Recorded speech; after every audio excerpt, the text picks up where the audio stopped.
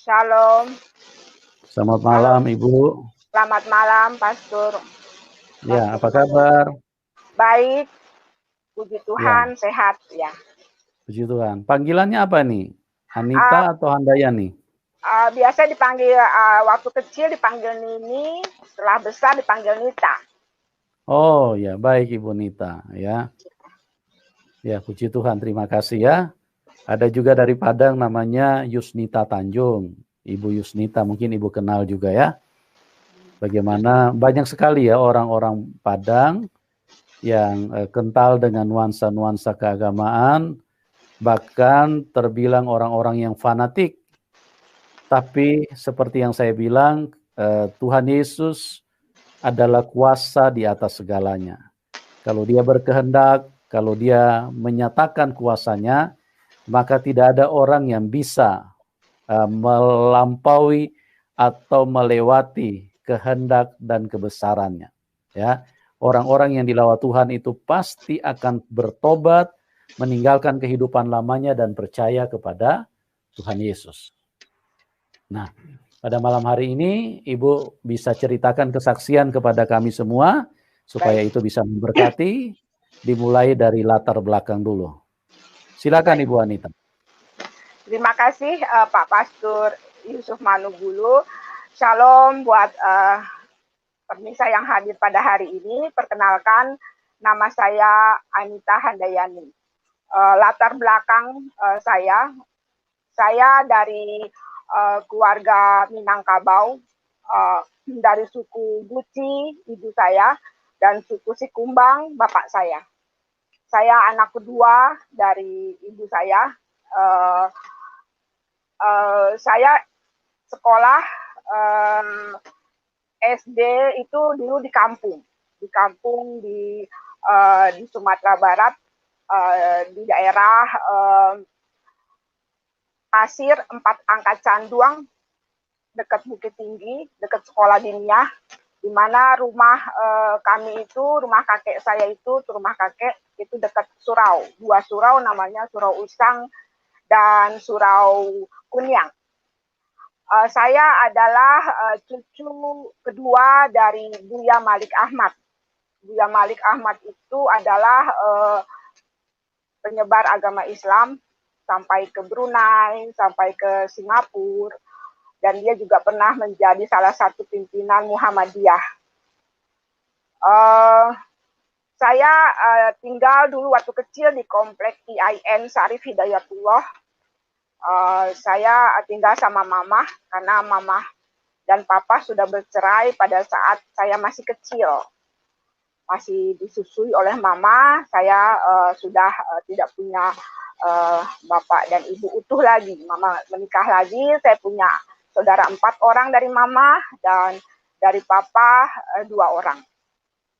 Nah, kenapa saya SD saya di SMP Islam Al Azhar yang ada di Blok M, yang ada di Sisingamangaraja dekat Al Azhar itu, dekat Masjid Al Azhar. Sementara SMA saya di SMA Muhammadiyah 2 Yogyakarta yang sekarang berada di Jalan Kapas. Lalu saya kuliah di Institut Pertanian Bogor, jurusan agribisnis, Fakultas Pertanian, Institut Pertanian Bogor. Pada waktu kecil, saya ingat tuh kecil itu udah umur 7 tahun ya, udah umur 7 tahun. Sebelum 7 tahun saya tidak begitu ingat. Nah, umur 7 tahun itu saya dibawa mamah ke kampung untuk disekolahkan di kampung agar saya bisa belajar ngaji. Karena juga mama saya ingin menikah kembali, makanya saya dipisah dulu. Nah, pada saat saya latar belakangnya sudah selesai ya. Ini saya sekarang akan membahas tentang latar belakang. Pertama, kedua, peralihan menjadi Kristen. Ketiga, titik balik. 4, tantangan setelah terima Tuhan Yesus. Kelima adalah mujizat-mujizat yang saya temui. Nah, latar belakang saya itu, saya jadi latar belakang dari Muslim, dan saya 2 kali jadi murtadin tahun 2001, 1 Januari dan tahun 2019 28 Agustus saya murtadin masuk Kristen. Sementara saya Islamnya itu dari lahir dan pada tanggal 28 Juli 2019 saya Islam kembali itu selama sebulan kurang lebih, tapi saya melakukan ibadah itu hanya kira-kira 2 minggu, habis itu udah nggak melakukan lagi. Itu latar belakang saya. Nah, kenapa saya kok awal-awal tertarik kepada Kristen gitu. Awal-awal itu kenapa gitu kan. Pada waktu itu kan saya sekolah di kampung. Nah, di kampung itu terbiasa toanya masjid itu, mengarah ke luar. Jadi kita kedengaran apa yang disampaikan oleh ustadz yang ada di masjid, terutama pada sholat Jumat dan subuh-subuh ya, sholat subuh itu yang disampaikan kita dengar. Antara lain itu diucapkan bahwa Kristen itu adalah kafir. Kristen itu mentuhankan manusia. Tidak ada tuh Tuhan punya anak gitu kan, nggak ada gitu.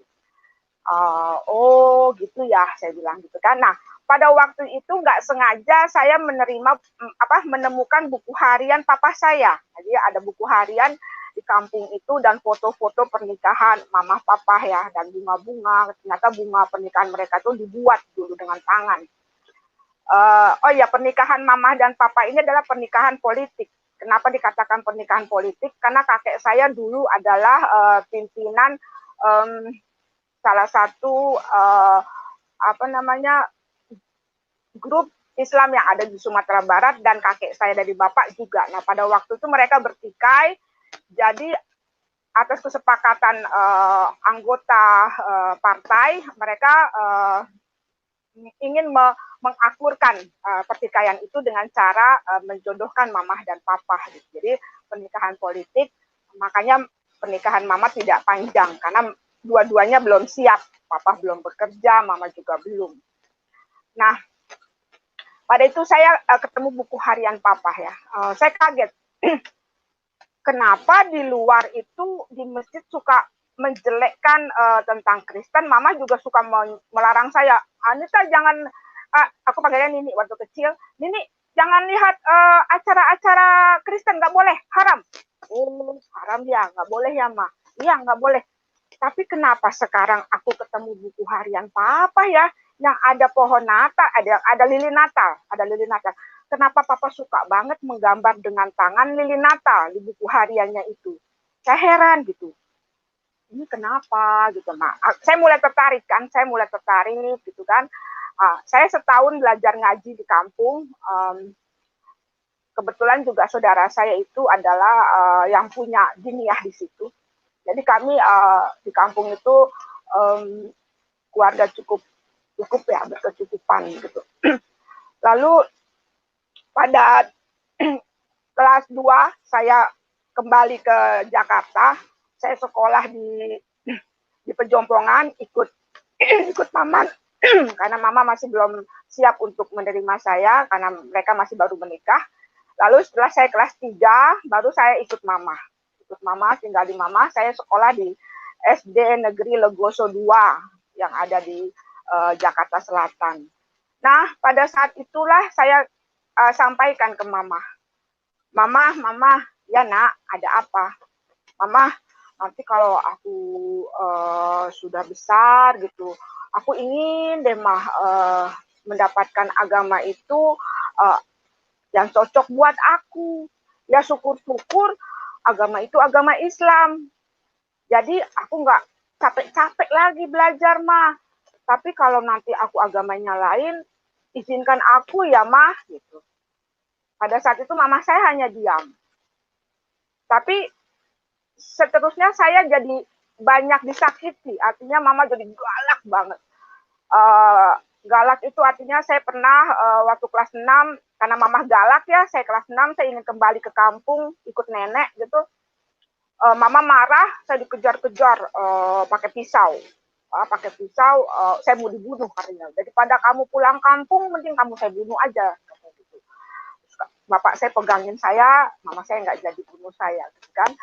Lalu pada saat saya tingkat 1, gara-gara cuci piring aja, saya males cuci piring karena pada waktu itu tingkat 1 saya tidak naik tingkat, jadi saya RCD.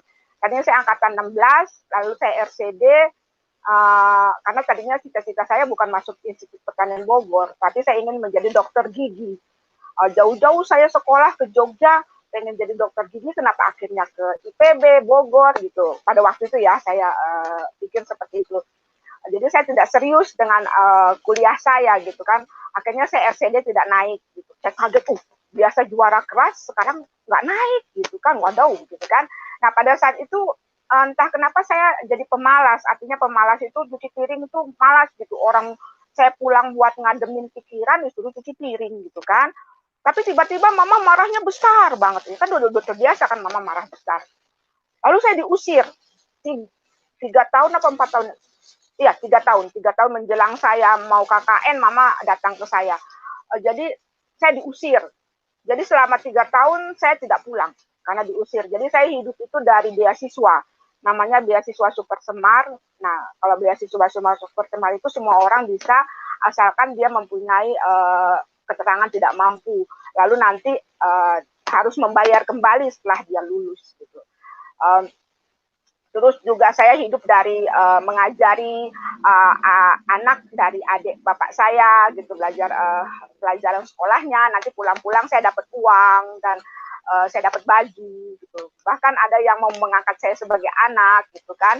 Ada itu saudara saya yang tidak punya anak, namanya Ete Adah, itu juga pengen mengangkat anak saya, dia kasihan sama saya karena saya dipukul terus, biru-biru kakinya gitu kan. Ya, itu pengalaman kecil saya.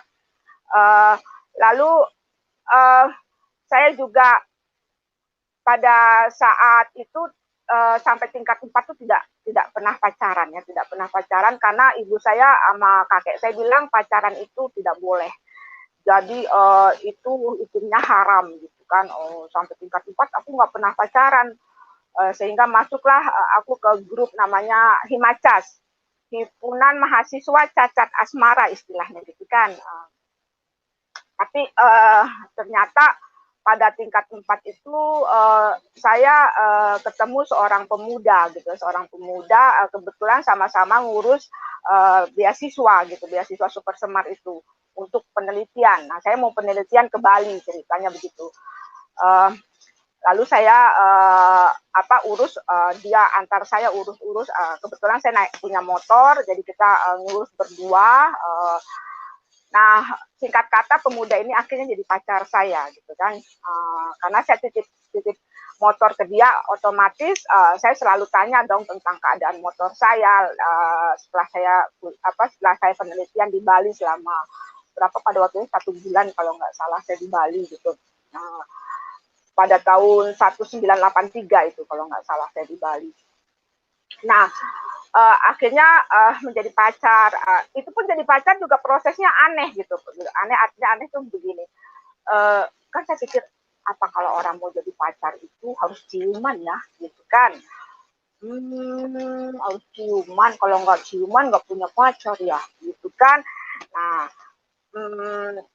aku tuh pada saat itu diajak ke bioskop oleh namanya Dang Yudi ya, Dang Yudi. Nah, diajak ke bioskop. Aku mau dicium, tapi ternyata pacaran kami terlampau over sehingga saya hamil duluan.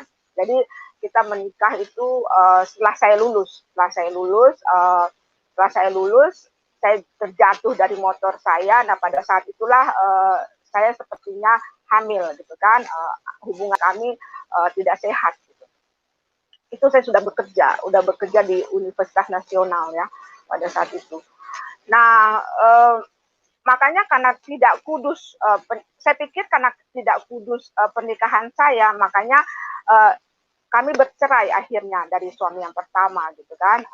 Dari suami yang pertama saya bercerai, itu pun bercerainya aneh gitu. Artinya aneh apa? Saya itu digerebek di sebuah hotel dengan seorang pria. Dan pria ini bukan pacar. Bukan, dia adalah adik teman saya di SMP Al Azhar. pada saat itu dia ingin konsultasi ke saya tentang hubungan rumah tangga dia yang tidak harmonis gitu kan. Saya bilang oke, saya pengen tahu apa yang menyebabkan hubungannya tidak harmonis gitu kan. Ternyata sedang begitu kamar kami digedor gitu. Aku kaget, siapa tuh ya gitu kan. Lalu saya buka, ya nggak ada apa-apa, orang saya memang bukan pacar kok itu kan. Saya digerebek sama suami saya, lalu saya dibawa ke polsek, lalu mamah dipanggil. Ngebayang nggak, Anita yang begitu soleh, yang pandai mengaji, yang sekolah agamanya ketat, tiba-tiba masuk polisi sektor dengan tuduhan selingkuh. Aduh, aku bilang waduh, kacau ini. Padahal enggak, itu bukan pacar saya gitu ya. Oke. Mama datang, mama tebus saya sehingga saya tidak ditahan oleh polisi. Walaupun polisi nakut-nakutin, Anita mau ditahan. Hah? Ditahan? Aku pegawai IPB loh, gitu kan.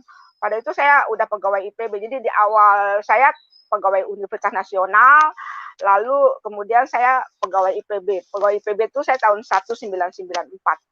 Pegawai di Nasional, Universitas Nasional itu saya mulai tahun 19, saya lulus 85 kalau nggak salah, saya masuk Universitas Nasional. Saya jadi dosen di sana, dosen Fakultas Pertanian di sana, dan juga Fakultas Biologi saya mengajar praktikum kimia. Sementara di Fakultas Pertanian saya mengajar pengantar ekonomi pertanian dan sosiologi pedesaan praktikumnya. Karena kenapa saya memegang praktikum? Karena saya S1 bukan S2. Waktu itu S1 masih boleh mengajar tapi praktikum. Okay. Lalu saya pada waktu di kantor polisi itu saya kan udah berkenalan nih. Jadi saya bekerja di IPB itu jalurnya bukan dosen karena IPK saya tidak cukup. Sementara tadinya saya backgroundnya adalah dosen waktu di Universitas Nasional gitu kan. IPK saya tidak cukup, saya masuk ke IPB, lalu saya pikir pekerjaan tenaga usaha itu gampang banget ya gitu kan. Sebentar selesai oleh saya. Nah, akhirnya saya bilang saya harus menemukan suatu pekerjaan yang saya tertantang gitu. Lalu saya masuk ke pekerjaan IT. Jadi saya di Fakultas Pertanian, saya masuk Fakultas Pertanian pada waktu itu, saya masuk sebagai administrator Local Area Network. Karena pada waktu itu kenapa saya terpilih, karena memang pegawai negeri belum pada pinter IT gitu. Nah, kebetulan dilihatnya Anita pada saat itu mempunyai potensial untuk terus belajar. Jadi saya dikhususkan oleh pimpinan yang ada di IPB gitu ya. Saya dikhususkan sehingga akhirnya saya pinter membuat website begitu. Nah, pada saat itu tentu saya banyak chatting gitu kan, itu terbiasa. Nah, pada saat chatting itulah saya berkenalan dengan namanya Mas Yudi Damanik gitu ya. Dia orang Batak, dia orang Kristen begitu ya. Ini saya masih belum cerai ya dari suami pertama. Saya kenalan dengan dia. Awalnya itu kenalannya itu karena saya perlu sebuah buku Adobe Photoshop. Nah, teman sekantor dia itu mengatakan bahwa Pak Masudi Damanik ini punya sebuah buku yang kamu cari. Oh ya, aku mau pinjam gitu kan. Akhirnya aku pinjam, aku ketemu dengan dia. Nah, aku kaget pas ketemu gitu. Karena kaget kenapa? Karena muka dia kok mirip aku gitu loh. Padahal saya itu satu saudara itu tidak ada yang mirip gitu. Ya karena kami berbeda bapak kan. Tapi sama kakak saya juga nggak mirip gitu. Tapi ini orang bukan saudara, bukan apa, kok mirip. Saya kan wajahnya mirip orang Batak kan, padahal saya bukan orang Batak. Nah, makanya Pak Masudi ini orang Batak gitu. Saya pikir, kok ada orang mirip ya, gitu kan. Nah, dari pertemuan itu, dari pinjem buku itu, saya kaget gitu lah. Bukunya ini masih dalam keadaan dilaminating. Saya bilang, ini buku dalam keadaan laminating, biasanya orang tidak akan pinjamkan buku yang baru kepada orang yang baru dikenal gitu. Lalu saya kagum gitu. Saya tahu dia Kristen ya, Lalu saya bilang, ini kenapa bukunya masih baru, belum dibaca? dipinjemin ke saya. Ini buku import loh, saya bilang gitu, karena gambarnya bagus-bagus ya. Uh, Gambar walaupun dalam bahasa Indonesia tapi dia itunya bagus, cetakannya bagus gitu. Dia bilang ya nggak apa-apa katanya, kalau misalnya kamu nanti nggak kembaliin ya sudah katanya, nggak masalah buat saya katanya gitu kan. Ada tuh buku susah nyarinya loh. Dia bilang nggak masalah buat saya, tinggal gini aja, kalau besok-besok kamu pinjam kamu nggak saya pinjemin lagi. Wow, begitu ya orang Kristen ya. Aku apa namanya, kaget gitu ada orang berpandangan seperti itu gitu. Nah, kedua, saya kagum dengan sifat dia itu pada saat saya pinjam uang. Nah, pada saat bercerai dari suami yang pertama, saya ingin merubah rumah yang saya tinggali ini. Ini rumah saya, pengen saya tinggal rubah, lalu saya pinjam uang ke dia. Cukup besar pada waktu itu, saya lupa berapa besarnya, tapi cukup besar. Lalu pada saat saya ingin membayar uangnya kembali, saya kaget lagi, kaget yang kedua. Kenapa saya kaget? Dia bilang gini, nggak usah dikembaliin. Loh, kok nggak usah dikembaliin? Ini uang besar loh. Ibu saya aja ya, kalau saya ngutang 75.000, waduh, ditagih-tagih gitu loh. Setiap saya gajian ditagih. Lah, ini kamu kok saya mau bayar nggak mau? Ya nggak mau. Kenapa? Karena itu uang kamu. Loh, uang saya dari mana? Saya bilang gitu. Iya, itu uang kamu dari Tuhan saya melalui saya untuk kamu. Wah, Tuhannya hebat banget ya. Kaget saya. Wah, mulai saya apa namanya, kagum gitu kan. Dan juga pada waktu itu saya kan di IPB itu masih baru tuh pada waktu itu ya, tahun 99, 94, 99 ya, masih 4 tahun. Gaji saya masih belum besar gitu. Pada saat itu saya sering dapat uang gitu ya dari Pak Masudi gitu untuk misalnya saya bilang, dia suka nelpon, kalau siang-siang tuh dia suka nelpon, halo Anita udah makan belum? Oh belum, uangku habis gitu kan, ini tinggal segini gitu kan, karena harus bayar listrik, harus bayar apa gitu, banyak banget yang harus dibayar. Oh, aduh kasihan banget tuh. Nanti dia kirim uang untuk bayar beli makanan, karena kami tempatnya memang jauh. Saya ada di Depok, dia di Rawamangun gitu kan. Nah, hubungan kami ini nggak disetujui oleh orang tuanya, karena alasannya ada dua. Pertama, karena usia kami jauh. Usia kami itu beda 11 tahun. Saya lebih tua 11 tahun, saya lahir tahun 60, dia lahir tahun 71. Lalu yang kedua, alasan orang tuanya tidak menyetujui saya sebagai mantunya adalah karena saya janda, seorang janda, sementara anaknya adalah bujangan, ya kan? Lalu orang tuanya juga bilang, kamu mau guna-gunai anak saya ya? Saya sakit banget tuh dibilang begitu. Waduh, aku nggak pernah guna-gunain, kok dibilang mengguna-gunai gitu kan? Lalu saya bilang sama pada Manik ini, kamu udah dijodohin tuh sama orang tua kamu, sama orang Ikip gitu kan, ngapain kamu mau kawin sama saya? Lagi pula kita usianya jauh, nggak mungkin lah kita bisa kawin. 11 tahun gitu loh, gitu kan, udah gitu orang tua kami juga nggak setuju. Lalu saya buang tuh persyaratan untuk memajukan surat untuk mengajukan pernikahan ya, saya buang ke tempat sampah. Pada Maniknya nangis. Dia bilang, kenapa kamu buang? Ya aku buang, nggak jadi. Akhirnya dia bikin surat perjanjian. Pertama, saya bilang, oke, aku mau nikah kalau kamu bikin surat perjanjian. Oke. Surat perjanjiannya pertama, akan senantiasa sayang sama Anita. Tidak akan menyakiti dia. Yang kedua, tidak akan merokok. Yang ketiga, tidak akan selingkuh. Karena dia tahu usia kita, karena kita tahu usia kita jauh ya, rawan gitu kan. Keempat, tidak akan menceraikan Anita. Ada 5 kalau nggak salah, satu lagi apa ya? Lupa saya. Yang saya ingat itu, yang satu, dia tidak akan menyakiti saya, dan tidak memukul, karena suami saya yang pertama kalau marah suka mukul gitu ya. Yang kedua, dia tidak akan merokok. Yang ketiga, dia tidak akan selingkuh, tidak akan menceraikan saya gitu kan, dia tetap akan setia. Akhirnya saya terima gitu. Lalu ibu saya ngeledek, Anita, itu apa manfaatnya surat perjanjian itu? Tapi ada materainya, Mas. Iya, tapi apa manfaatnya? Emangnya berguna? Kalau nanti kamu bercerai itu surat pernyataan.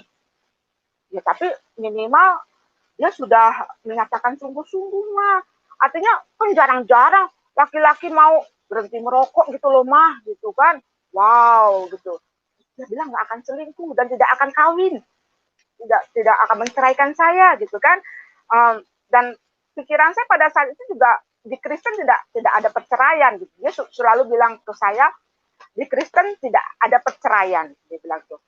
Sementara saya trauma dengan perceraian kan, trauma karena saya dulu tidak suka bercerai. Saya tetap mempertahankan pernikahan saya yang pertama karena saya pikir bercerai itu tidak enak gitu. Jadi anak broken home itu tidak enak karena kita tidak punya ibu bapak gitu.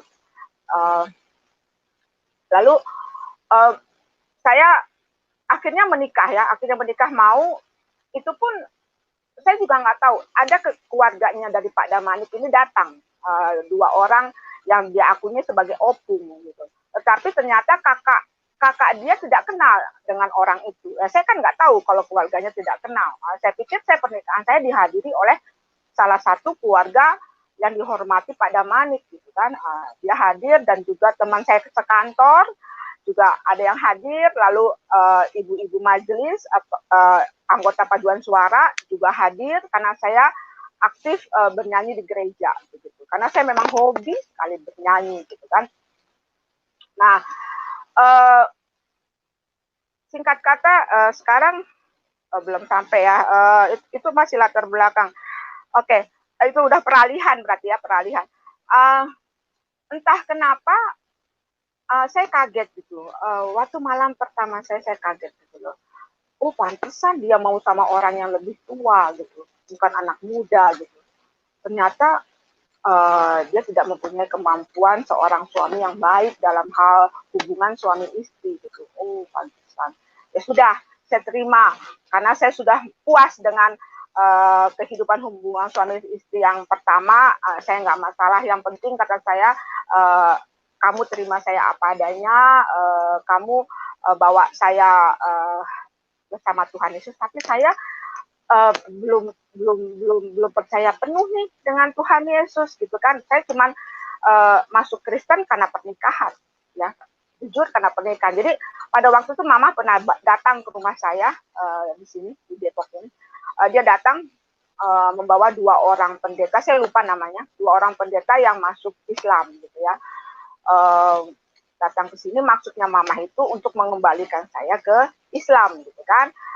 Lalu kedua orang itu suruh saya membuka, ayo Anita buka Alkitab.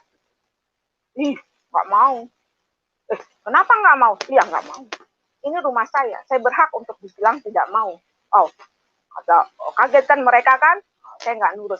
Lalu mama bilang, oh jadi Anita masuk Kristen bukan karena percaya Yesus lah? Bukan. Lalu kenapa? Karena ingin kawin sama pemuda itu.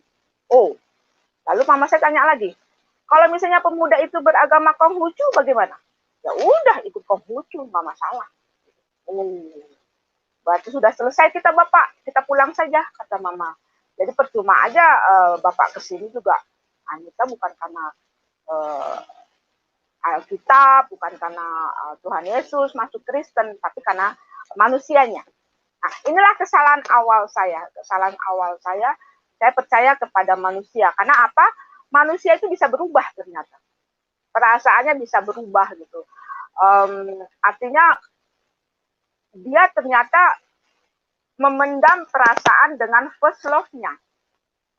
First love itu adalah cinta pertamanya SMP. Ketika SMP namanya Asmida Boru Purba. Dia pendam, itu fotonya dibawa-bawa. Awal-awal sih tidak. Nah, pas saya ketemukan foto itu di gudang, saya suruh buang. Bukannya dibuang, tapi malah disimpan di tasnya, dibawa-bawa. Lalu dengan jujur dia katakan pada suatu saat bahwa dia tidak bisa melupakan cinta pertamanya dari hatinya. Dia bilang gitu. Dan kalau Tuhan Yesus mengizinkan, kalau kita nanti resmi bercerai, saya akan menikah dengannya. Dan kalau dia masih hidup, Saya nggak tahu ya jujur apa enggak dia katakan begitu ya. Maksudnya kalau dia masih hidup. Saya yakin mereka sudah berhubungan sejak tahun 2017 karena pada tahun 2017 itu suami saya ini pulang kampung karena ibunya sakit. Ibunya sakit harus dirawat cukup lama 2 minggu. Nah pulang dari kampung itu aneh gitu kan 2 minggu lebih tidak ketemu saya. Pulang saya berdiri di depan dia, saya kangen kan 2 minggu lebih. Dia tidak peluk saya, yang dipeluk cuma anaknya. Saya kaget, kenapa begitu? Saya bilang, papa kok nggak peluk saya? Ya, mama nggak datang ke saya sih, makanya saya nggak peluk.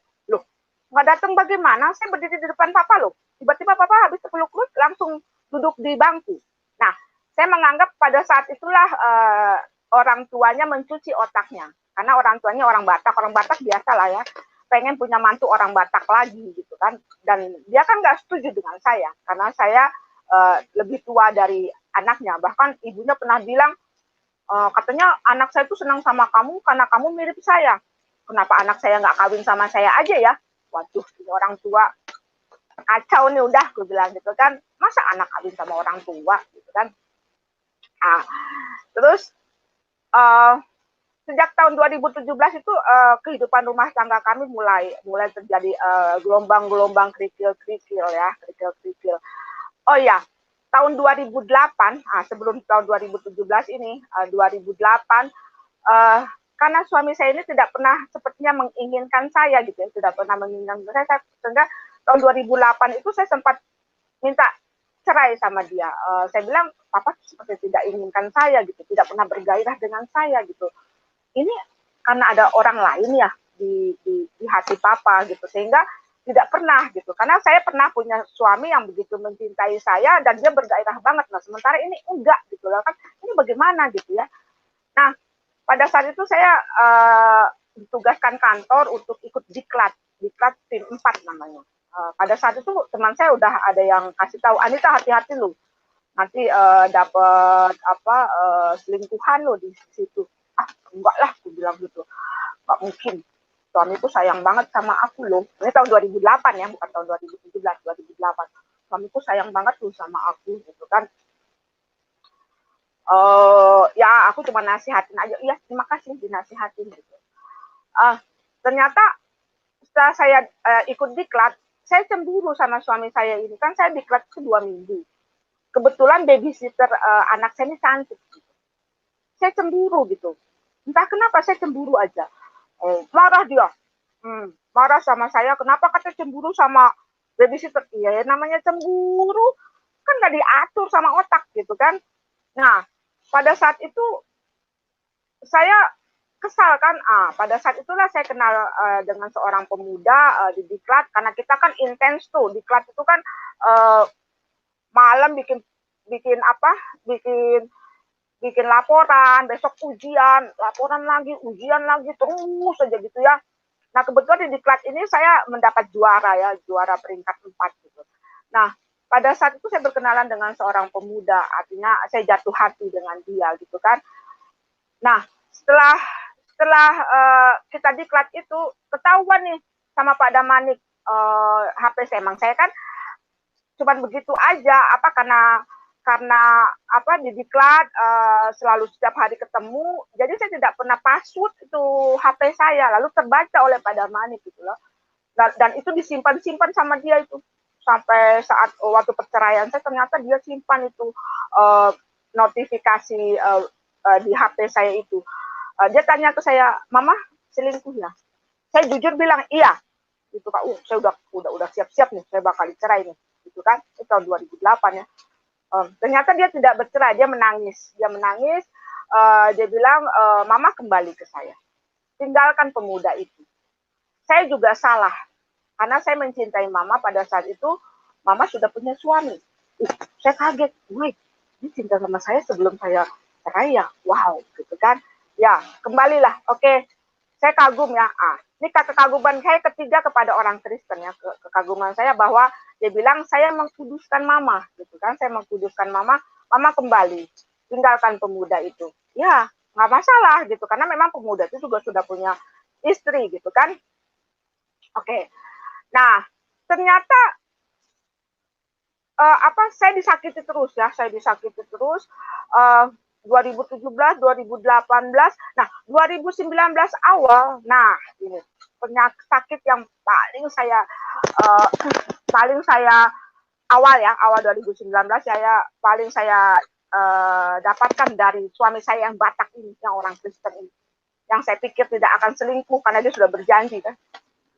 Itu terucap kata-kata begini, entah kenapa ya tadi malam papa setelah berdoa di depan mama, dia bilang gitu, muka mama itu bangun, dia bilang gitu ya, saya juga bingung kok muka bisa bangun gitu ya, muka mama bangun.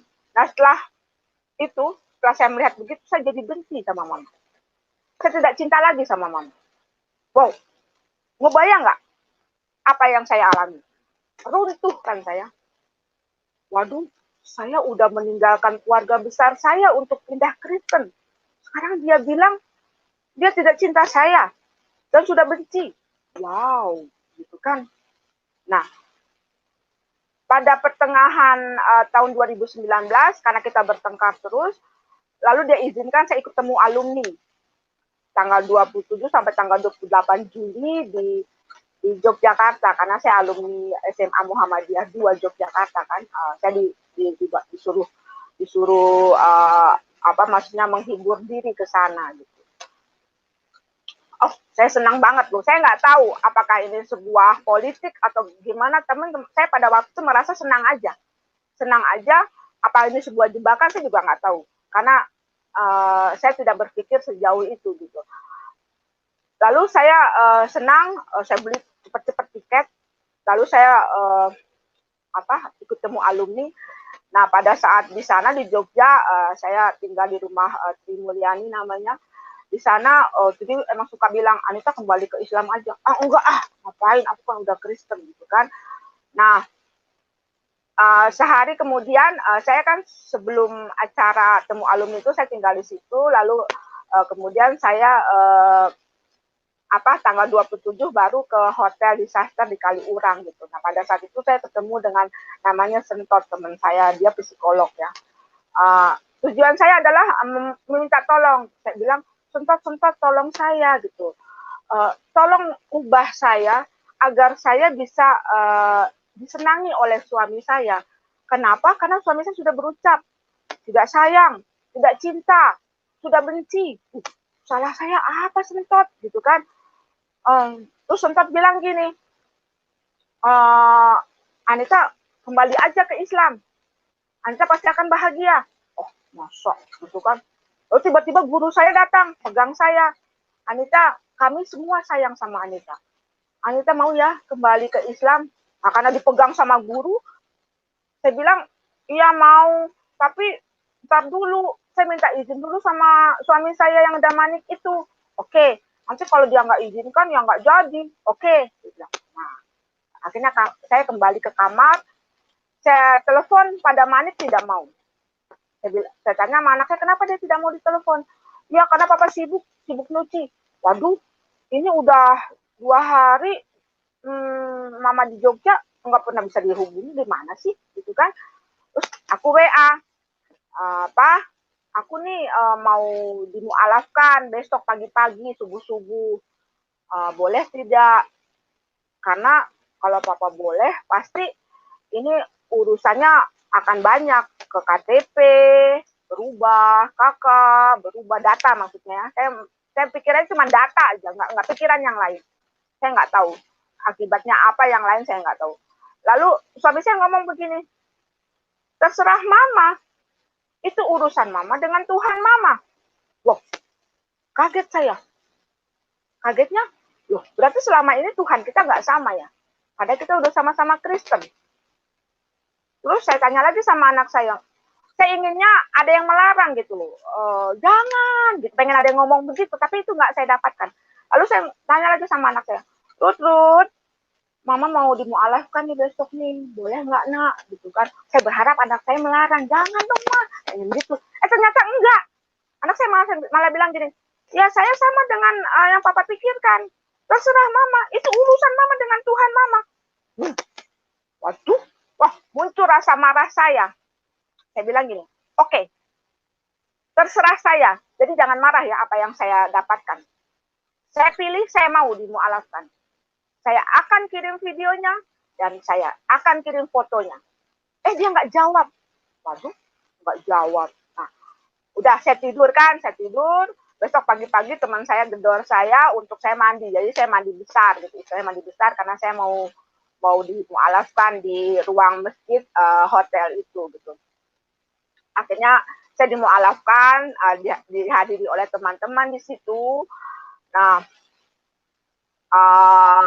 oleh sentotnya dimualafkan, ternyata dia seorang ustadz ya, ternyata saya juga baru tahu. Aku pikir hanya psikolog gitu. Saya salah konsultasi sebenarnya itu ya, tapi nggak apa-apa. Inilah perjalanan hidup ya. Lalu saya dimualafkan. Nah, setelah saya dimualafkan tuh ada teman saya berbisik, dia seorang sarjana hukum ya. Ini kan udah pada tua-tua nih kita semua, udah 40 tahun. Ini ada pertemuan yang ke-40 dari saat kita sekolah waktu SMA. Dia bisik, Anita, kamu tahu nggak apa akibat kamu jadi mualaf? Ya, cuman data lah. Ya bukan. Lalu apa lagi? Nanti Anita kalau pulang itu tidak boleh lagi tidur sama suaminya. Loh, kenapa? Ya karena udah haram. Hah? Haram? Waduh, kok nggak bilang-bilang gitu. Kalau bilang dari kemarin, saya nggak bakal mau dimualafkan. Saya kan nggak mau cerai. Ya ampun, ini gimana sih teman-teman gitu kan. Nggak kasih tahu dulu akibatnya apa gitu. Saya pikir cuma data doang gitu. Nah, udah gitu entah kenapa teman saya terus cecer ya, teman yang lain mencecer. Itu kan subuh ya. Nah, maghribnya saya dibawa ke masjid, namanya masjid apa tuh, saya catat namanya, takut lupa. Jogo mana ya, nama masjidnya itu, bentar. Itu masjid yang terkenal manajemennya bagus. Itu namanya masjid mana sih namanya tuh, aduh, Jogo Karian itu namanya masjidnya itu. Saya dibawa ke situ. Nah, di situ saya mendapat surat mualaf saya di situ. Nah, itu pada waktu itu kebetulan masih puasa. Jadi kita sholat tarawih. Nah, sehabis sholat tarawih saya dimualafkan. Itu ada videonya, video yang di hotel juga ada, video yang di masjid juga ada, foto-foto juga ada. Pada saat itu saya dimualafkan, saya tanda tangan gitu kan, tapi tidak dikasih tanggal gitu. Ya udah. Nah, pada saat saya sholat yang pertama di rumah teman saya itu, saya kan diajak sholat terus ya, sholat bersama gitu sama teman saya namanya Sri Mulyani itu. Nah, pada saat saya sedang sujud itu saya berpikir, kok saya sekarang jadi muslim ya? Padahal saya nggak suka nih dengan cara sholat ini. Ini mengarah kemana ini? Kan mengarah ke Ka'bah. Lalu Ka'bah itu isinya apa? Itu kan berhala ya, gitu. Saya berpikir, pikir saya seperti itu. Kenapa ya saya melakukan ibadah seperti ini, menyembah seperti ini? Nah, pada saat saya pulang, saya melihat suatu keganjilan gitu. Sri Mulyani ini kan berjilbab. Tapi dia yang-yangan sama temen sealumni gitu. Lalu saya marah, kamu suap-suapan dengan bukan suami kamu, bilang gitu. Wow. Saya belum tentu mau masuk Islam beneran loh kalau kayak gini. Artinya orang berjilbab, saya pikir muslim tuh akan jauh dari hal-hal yang negatif. Ternyata tidak ya, gitu kan. Nah, terus ya Anita ya terserah saya kan, saya belum ke RT, belum ke kelurahan ganti data, ini kan baru di Jogja, saya tinggal bukan di Jogja loh, gitu ya. Nah, pada saat saya mau naik kereta, saya pulangnya saya diantar tuh sama ketua alumni ya, sama teman-teman gitu kan, dipesanin, Anita jangan kontak-kontak lagi ya sama orang Kristen, pasti nanti orang Kristen akan nggak boleh tuh Anita kembali ke Islam gitu. Oh iya, gitu, tenang aja. Nah, ternyata yang ngontak saya ini dosen gitu, dosen IPB, dan itu orang yang saya hormati karena setiap kita naik pangkat, saya kan pernah jadi KPI juga dulu di IPB, pernah juga jadi kepala seksi juga. Nah, ibu inilah yang suka menyaring kami gitu, menyaring kami ini layak nggak untuk jadi pemimpin. Dia ya yang psikotes apa menguji kita gitu ya. Saya pokoknya hormat banget sama guru, sama dia gitu. Dia bilang, Anita, kenapa selama ini nggak pernah curhat sama kami gitu? Kenapa tiba-tiba IPB heboh nih? Anita pindah jadi Islam gitu. Ada apa? Pokoknya Anita harus ketemu saya. Oke Bu, saya bilang nanti saya sampai di Depok, nanti saya akan ke Bogor gitu kan. Nah, selama perjalanan saya naik kereta api itu air mata saya keluar terus ya, itu tanpa dikehendaki ya, keluar aja terus. Saya seperti orang bingung gitu. Wow, saya seperti orang bingung. Nah, sampai di rumah suami saya sama anak saya langsung tidak menyambut saya, dia ada di pojok, di dekat komputer, di dekat kamar anak saya. Dia bilang kenapa ada di situ gitu.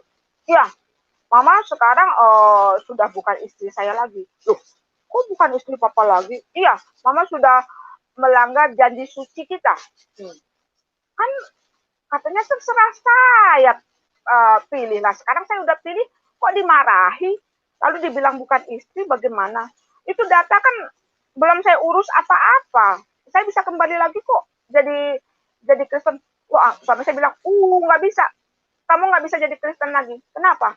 Karena kamu akan melukai sebanyak itu teman-teman kamu yang ada di Jogja itu. Ya, masa bodoh amat. Yang penting saya selamat, keluarga saya. Ya nggak bisa. Nggak bisa ya. Terus saya sholat di rumah, ngaji gitu kan. Lalu setelah sehari saya di rumah, saya pergi ke IPB. Nah, di IPB itu ketemu dengan dua orang, sama-sama orang Kristen. Ini orang yang dihormati di sana. Saya juga kan dulu aktif di perkumpulan Kristen. Nah, di sana ditarik lagi saya bahwa jalan keselamatan tuh hanya jalan Yesus gitu. Saya cuma ngomong gitu aja ya. Nah, pada saat itu saya cuma sampaikan gini, tapi saya nggak bisa jadi Kristen lagi. Kenapa nggak bisa, Bu Anita? Ya karena suami saya bilang nggak bisa. Mama udah Islam sekarang, nggak bisa masuk Kristen lagi. Oh, kata siapa nggak bisa? Kata suami. Oh, salah itu suaminya. Kata bapak itu ya, Bapak Rilis namanya. Itu salah. Anita masih bisa. Anita bisa dipulihkan kembali gitu. Oh, masih bisa ya? Iya, masih bisa. Nah, akhirnya saya pulang dari IPB, kan saya merasa saya sakit. Kenapa saya merasa sakit? Karena air mata saya keluar terus. Lalu sebelum saya ke Jogja itu ada 4 kali saya percobaan bunuh diri karena kecewa saya mendengarkan ucapan suami saya bahwa dia sudah tidak cinta dan benci kepada saya. Lah saya kan jadi malu dengan orang di kompleks saya ini. Karena apa? Di kompleks saya ini dulu saya guru ngaji. Tiba-tiba sekarang suami saya buang saya. Wow. Dan saya juga pernah juara mengaji dulu waktu kecil. Aduh, gitu. Aduh, ini pilihan saya salah di mana ini gitu kan. Makanya saya harus berobat. Suami saya bilang, Mama nggak sakit, Mama masih bisa tidur. Anak saya juga bilang gitu, Mama nggak sakit. Tidak, aku sakit. Aku harus berobat. Karena apa? Air mataku keluar terus, nggak mau berhenti. Tanpa aku kehendaki. Akhirnya aku ke dokter. Ke dokter namanya Laharjo Kembaren gitu kan. Jauh tuh, dokternya ada di Bogor gitu ya. Kenapa saya sampai ke sana? Saya pada di Depok. Itu karena saya pernah ditabrak mobilnya sama seorang bapak. Ternyata dia pejabat. Nah, dia kan tabrakannya lumayan berat karena dia ngantuk sehingga dia nabrak mobil saya dari belakang gitu. Nah, pada waktu dia ketemu saya, dia melihat saya berobat di psikiater di Depok ini tidak kelihatan kemajuan yang signifikan gitu. Lalu dia bilang, Anita mau nggak berobat ke dokter yang bagus gitu, adanya di Bogor, tapi nggak bisa dapat asuransi. Iya nggak apa-apa, yang penting aku mau sembuh. Oke. Ketemui dokter ini di Rumah Sakit Marzuki Mahdi. Oke. Nah, pada waktu ketemu dokter itu, saya belum tahu ya dokter itu agamanya apa, saya belum tahu. Lalu dokter itu bilang, saya tidak bisa mengobati ibu. kok nggak bisa ngobatin saya gimana? Saya bilang, iya, siapa yang membantu ibu? Tuhan yang mana? Maksudnya, iya, ibu kalau lagi senang, ibu Kristen kan, doa secara Kristen. Lalu kalau lagi sedih, lagi susah, lagi putus asa, ibu berdoa secara Islam, ya kan? Mending ibu nggak usah punya agama sekalian, ateis, gitu dia bilang. Wah, masa ateis, Dok? Kan nggak boleh di Indonesia ateis. Ya nggak apa-apa, kata dokternya gitu. Jangan ngasih tahu. Ah, maaf, saya pengen punya agama. Gitu. Ya sekarang pilih. Kalau Bu Anita tidak mau milih, saya tidak bisa ngobatin Bu Anita. Waduh, bagaimana nih Ustaz jauh-jauh dari Depok ke sini? Akhirnya saya merenung gitu kan, merenung. Lalu saya ingat kepada surat Yohanes 14:6. Saya tidak tahu nama suratnya ya. Pada itu pada waktu saya di gereja saya kaget gitu. Ada di Alkitab tulisan itu bahwa ini bunyinya, akulah jalan dan kebenaran dan hidup. Tidak ada seorang pun yang datang kepada Bapa kalau tidak melalui aku. Loh, ini kan sirotol mustaqim, saya bilang gitu kan pada waktu di gereja tuh. Nah, saya teringat itu waktu di depan dokter itu. Iya ya, selama ini aku kan cari agama yang benar gitu. Agama benar buat aku maksudnya ya, buat aku. Itu kan aku cari kan Tuhan yang benar. Selamanya aku cari-cari nggak dapet-dapet. Lah ini udah dapet. Kenapa aku tinggalin ya? Gitu kan. Itu alasan pertama. Kedua, alasannya saya tidak mau dicerai. Karena di Kristen katanya tidak ada cerai. Gitu kan. Akhirnya saya bilang sama dokternya, oke, saya pilih Kristen. Yakin? Ya, yakin. Oke, saya obati. Gitu kan. Nah, pulang dari dokter itu saya pergi ke pendeta. Saya bilang pendeta gereja GPIB Immanuel, saya bilang, Ibu tolong saya gitu. Saya minta dipulihkan lagi. Kenapa Anita dipulihkan? Ya kemarin saya mualaf gitu. Saya pengen balik lagi gitu kan. Oh ya, suami Anita harus datang dulu ke saya ya. Tapi tolong ya Bu, saya nggak mau cerai, suami saya ingin cerai gitu. Ya ya, nanti saya nasihati gitu kan. Di depan pendeta dia bilang dia tidak akan cerai, tapi di luar pendeta lain lagi yang dilakukan gitu kan. Nah, saya kembali ke Kristen disaksikan oleh majelis sektor Kanaan pada saat itu. Ada videonya juga dan disaksikan oleh anak dan suami saya pada saat itu. Nah, itu tanggal 28 Agustus tahun 2019 masih baru. Jadi saya masuk Kristen yang kedua adalah benar-benar keinginan saya. Sementara masuk Kristen saya pertama adalah karena cinta kepada manusia, karena ingin kawin dengan dia. Ternyata dia melukai saya gitu. Lalu saya sudah jadi kembali ke Kristen. Saya pikir suami saya akan tenang-tenang aja gitu. Ternyata enggak. Itu kan tanggal 28 Agustus. Ternyata tanggal 17 November 2019 dia minta keluar dari rumah ini. Ingin kontrak katanya. Dia ingin menenangkan diri. Kenapa harus keluar dari rumah ini? Aku bilang gitu kan. Iya, aku harus menenangkan diri. Oh gitu ya caranya. Oh, saya lihat di Alkitab juga ada. Ternyata di Alkitab tuh ada perintah untuk menenangkan diri, tapi tidak boleh lama-lama gitu kan. Akhirnya saya, ya udah nggak apa-apa. Lalu saya bilang anak saya, Ruth jangan ikutan papa, di sini aja. Tidak, aku mau ikut papa. Ya sudah kalau Ruth mau gitu kan. Suami saya keluar dari rumah tanggal 17 November 2019. Dia tinggal di perumahan bagus, mewah perumahannya. Namanya Puri Depok ya. Itu pasti nyewanya mahal gitu. Dan yang saya kaget lagi, gak lama habis itu suami saya beli mobil baru gitu. Wow, kaya banget dia ya, gitu kan, beli mobil baru. Nah, saya tuh nggak dikasih tahu alamatnya. 3 bulan namanya saya tidak kasih tahu alamatnya. Saya berdoa terus sama Tuhan, Tuhan, di mana rumah mereka ini? Aduh, di mana ya? Tiba-tiba saya juga heran, ada ojek online yang saya nggak kenal gitu. Ngasih tahu, Bu Anita, loh, kok tahu nama saya gitu. Iya, saya kan orang sini yang jadi tuh ojek. Oh, iya. Bu Anita, kenapa kok Ruth pulangnya ke sana? Kemana Ruth pulangnya? Dikasih tahu alamatnya kan. Oh, di Puri Depok. Oh, asik. Aku mau ke sana. Aduh, terima kasih Tuhan. Yesus, terima kasih. Aku mau lihat anakku, aku kangen gitu kan. Nah, Terus aku datang dong, dengan alamat itu aku datang. Tapi apa coba, anakku sepertinya nggak suka aku datang, dia lari tuh. Kenapa anakku lari gitu kan? Lalu saya ajak suami saya balik, papa kan udah cukup lama ya menenangkan diri, sekarang waktunya pulang gitu. Wah, saya mau di sini aja. Saya tidak akan kembali ke rumah itu. Loh, katanya cuma sebentar. Loh, ini kok tidak akan kembali? Ya udah, aku mau ikut papa deh. Papa mau kemana? Nggak bisa. Aku tidak mau lagi sama mama. Saya mau pergi. Saya mau cerai. Waduh, mau cerai gitu. Kan nggak boleh. Boleh, katanya gitu. Kan kalau cerai, um, itu kan melawan firman Tuhan. Enggak, Tuhan juga tahu hati saya. Tuhan pasti maafkan saya. Wah, gitu kan. Nah, akhirnya dia mengajukan cerai, gitu kan. Nah, pada waktu itu dia membawa 2 orang saksi. Saksi dari keluarganya sendiri, namanya Musa Damanit dan Devi Damanit. Itu masih anak pada dia. Saya paling sakit yang Devi. Ya, Devi ini adalah anak yang keponakan daripada Manit gitu. Saya sakit kenapa? Karena Devi ini banyak kesalahan, tapi pada Manit tidak pernah mau tegur.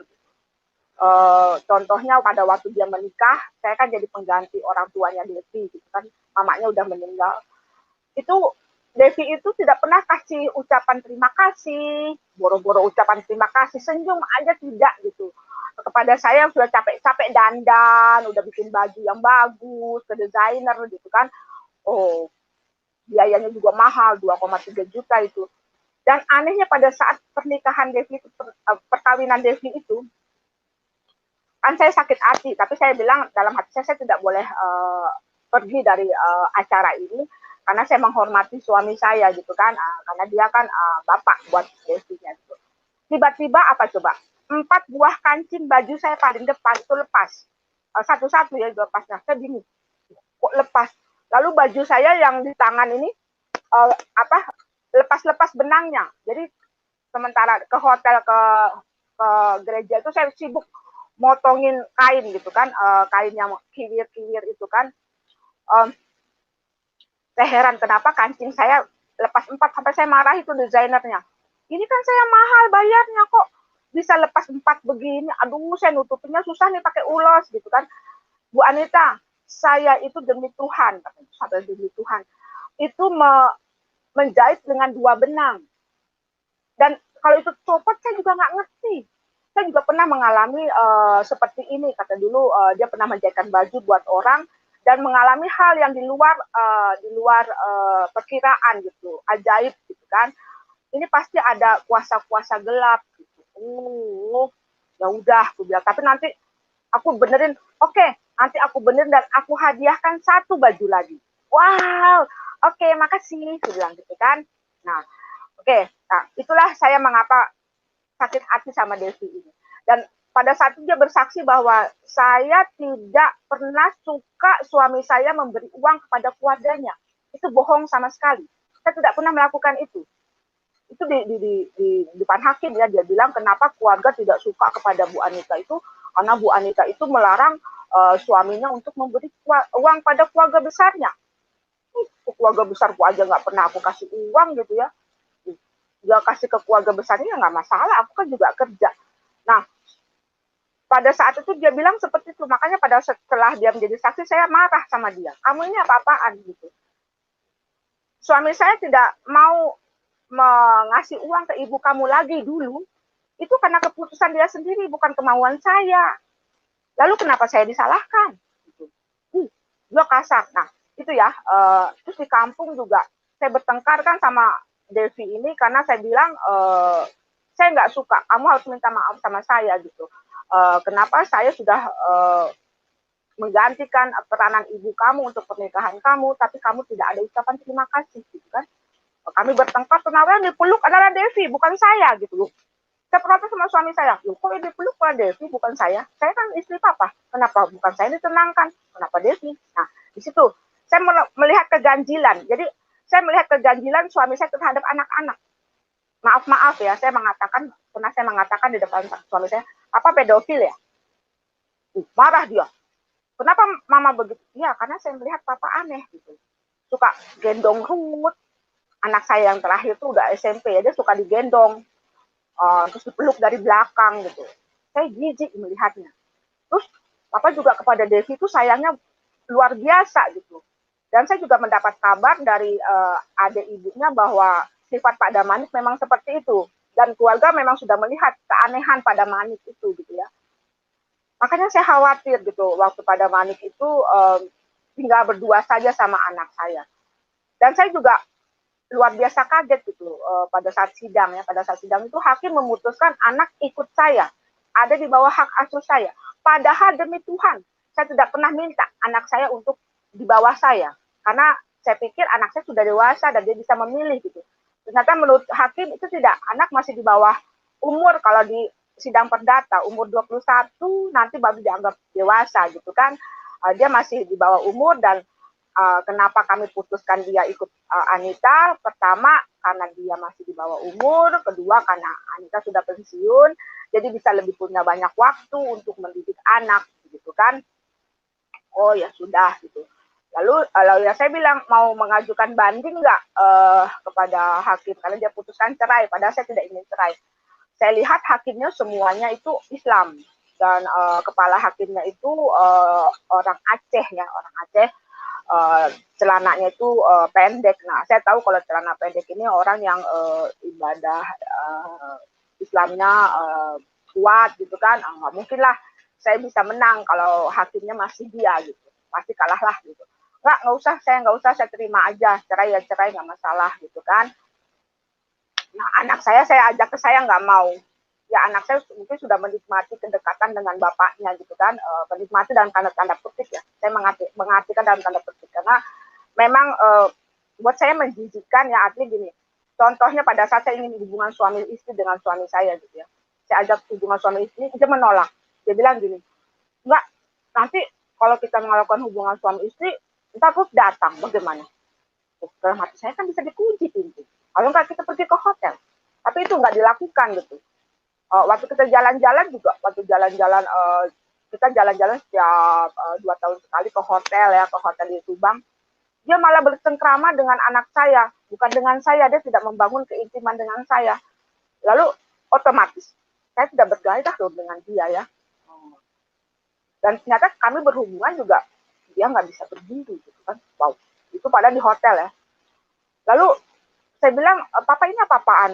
Papa dekat sama Ruth, saya ada di belakang jalan, papa nggak peduli gitu kan. Di situ saya merasa, wah ini sepertinya rumah saya, tangga saya akan berakhir gitu kan pada waktu jalan-jalan. Nah, diputuskan cerai itu tanggal 3 Desember 2020. Ajaibnya, Januari 2021, suami saya sudah menikah resmi dengan Asmida Boru Purba yang first love-nya itu, yang ada di foto itu. Dan sebelum keputusan cerai, dia sudah mengadakan upacara-upacara di kampung. Sudah perkenalan antara pihak perempuan dan pihak laki-laki, padahal belum putus loh. Dia sudah melakukan itu, kan. Sehingga pada bulan Januari dia menikah itu di gereja, hebatnya ya gereja itu, gereja Kristen, namanya Bunda Hati Maria yang ada di Curug itu. Dia meresmikan, memberkati pernikahan ex suami saya Mas Sudida Manik dengan Asmida Boru Purba itu. Saya telepon loh kepada Romonya, kepada itu, Romo apa benar menikahkan Asmida Boru Purba dan Boru Damanik dan Mas Sudida Manik? Ya benar. Lalu saya bilang, kenapa dinikahkan? Ya karena sudah ada surat cerai. Dan saya menikahkan karena perintah dari Romo yang lebih senior. Saya bilang, Bapak tahu nggak saya siapa? Enggak. Saya istrinya Pak Damanik. Istri dari perkawinan yang dulu. Ya kan, yang diberkati di gereja. Ini kok bisa diberkati lagi di gereja 2 kali kan? Oh saya nggak tahu, silakan ibu berhubungan dengan Romo yang lebih senior. Lalu saya berhubungan dengan Romo yang senior. Dia bilang saya salah sambung dengan dia. Ya sudah, saya bilang saya nggak mau ngurusin lagi. Akhirnya kami terpisah. Nah, apa mukjizat yang saya dapatkan setelah saya masuk Kristen? Dengan saya pilih sendiri. Waktu saya 19 tahun itu saya kan kering, artinya saya tidak bertumbuh imannya gitu kan. Setelah saya Agustus 2019 saya masuk Kristen, saya bertumbuh imannya. Kenapa saya katakan bertumbuh imannya? Karena saya jadi rajin membaca Alkitab. Saya jadi tahu bahwa cerita yang di Al-Quran sama di Alkitab beda. Padahal kan Al-Quran harusnya kan percaya kepada kitab Injil, ini kenapa beda ya? Contohnya tentang cerita Yusuf gitu kan, yang dia bertemu dengan ibunya, sementara di Alkitab dikatakan ibunya sebenarnya sudah meninggal gitu kan. Nah, itu saya sering membaca Alkitab, saya mendengarkan lagu-lagu pujian, dan ajaib saya sekarang jadi penyanyi loh, penyanyi lagu pujian, dan orang senang mendengarnya. Padahal saya pikir suara saya jelek, tapi orang bilang suara saya bagus. Saya umur udah 61 ya. Dibilang suara saya itu seperti masih 40 tahun. Wow, itu karunia Tuhan. Lalu karunia Tuhan yang kedua. Tadinya waktu saya masih jadi istrinya Pak Damanik, badan saya itu udah seperti nenek-nenek. Nenek-nenek artinya saya keriput. Di tangan saya ini keriput. Sekarang enggak. Saya bilang, kok bisa hilang ya keriputnya? Gitu. Kok bisa hilang gitu. Lalu saya sehat. Artinya pada waktu saya masih jadi istrinya Pak Damanik, setiap jam 3 pagi menjelang subuh, saya selalu sakit kaki saya. Kaki saya itu selalu sakit. Jadi kram yang amat sangat sakitnya gitu. Jadi saya selalu takut tuh kalau jam 3 pagi. Nah sekarang hilang. Tidak ada lagi. Saya mau pakai selimut kek, tidak pakai selimut kek, saya hilang. Lalu satu lagi, karunia mukjizat yang saya dapatkan. Tadinya saya pikir dengan uang pensiun saya tidak akan cukup. Tidak akan cukup untuk hidup karena harus bayar internet, apa gitu. Ternyata cukup. Saya bisa kasih perpuluhan ke gereja, lalu bisa kursus piano, kursus melukis, itu kan mahal-mahal. Lalu saya juga bisa memberi orang yang tidak punya uang, jadi saya suka kasih, misalnya saya dapat sembako, saya kasih ke orang yang tidak mampu, karena saya kan nggak pernah masak. Lalu ada orang yang datang ke rumah, dia bercerita dengan keluarganya, saya bilang saya punya baru gajian, mau nggak saya beri uang? Iya mau, ya, saya kasih. Saya heran gitu, setelah saya rajin perpuluhan itu mukjizatnya, uang saya tuh cukup aja. Saya bingung, oh ternyata kehidupan itu bukan 1 kali 1 atau 1 kali 2 sama dengan 2 ya, ternyata bukan itu, bukan matematik gitu. Mungkin karena saya selalu berdoa, selalu jadi berkat-berkat. Ada berkat lagi yang luar biasa saya dapatkan. Tanaman saya di luar itu subur-subur. Yang ajaib itu ada satu tanaman yang ajaib. Tanaman suplir gajah. Itu tidak bisa loh tumbuh di daerah Depok. Harusnya di daerah Bogor, karena dia harus daerah dingin. Tetapi di rumah saya dia tumbuh subur. Nah, saya merasa Tuhan sedang berbicara kepada saya, oke Anita, boleh kamu ditinggalkan suami kamu, boleh kamu ditinggalkan anak kamu, tapi kamu berharga untuk saya. Ini, saya berikan, kamu kan suka tanaman, saya berikan tanaman yang subur, saya kasih kamu tanaman yang indah. Makanya setiap saya melihat tanaman saya yang begitu subur, saya kadang-kadang meneteskan air mata begitu. Saya bilang, saya tahu Tuhan sedang berbicara kepada saya bersyukur, begitu kan. Nah, itu mukjizat yang saya terima. Saya pikir sudah semua poin saya bahas ya. Baik, saya kembalikan waktu kepada Pak Pastor Yusuf Manubulu. Terima kasih atas perhatiannya. Ya, haleluya, puji Tuhan. Sesuatu yang bisa menguatkan kita dan juga sesuatu yang bisa mencerahkan kita serta menyadarkan kita bahwa mengikut Tuhan adalah hal yang sangat pribadi. Jadi tidak ada unsur paksaan, tidak ada unsur pengaruh, karena di dalam Tuhan Yesus itu semua berdasarkan panggilan, semua berdasarkan kasih karunia Tuhan. Jadi kalau Tuhan memberikan kasih karunia kepada seseorang, sekalipun berlatar belakang yang bertentangan atau bertolak belakang dengan iman kepada Tuhan Yesus, itu akan menjadi terkalahkan dengan sendirinya.